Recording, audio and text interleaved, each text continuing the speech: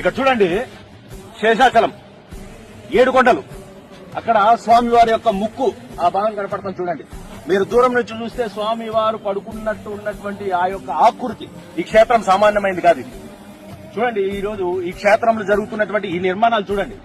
ఇదేంద్రా అంటే ఇక్కడ ఒక 5 స్టార్ హోటల్ అనేది కడతాంటారు. అయితే దీని గురించినటువంటి చరిత్ర ఇదేంద్రా అంటే శేషాచల పర్వతము దాని సానువులు, అంటే ఇది శేషాచల పర్వతమే అనమాట. ఇప్పుడు ఈ పర్వతాన్ని లోడేసి ఈ ఆధ్యాత్మిక కేంద్రాన్ని వచ్చేసి వ్యాపార కేంద్రంగా దీన్ని మలచడానికి ప్రభుత్వ పెద్దలు చేస్తున్నటువంటి ఒక కుట్ర ఇది. వాళ్ళు లోడి ఇక్కడ వ్యాపార కేంద్రాలు, దాని తర్వాత 5 స్టార్ హోటల్ కట్టి మందు దాగుతూ ఆ కొండను చూస్తారు.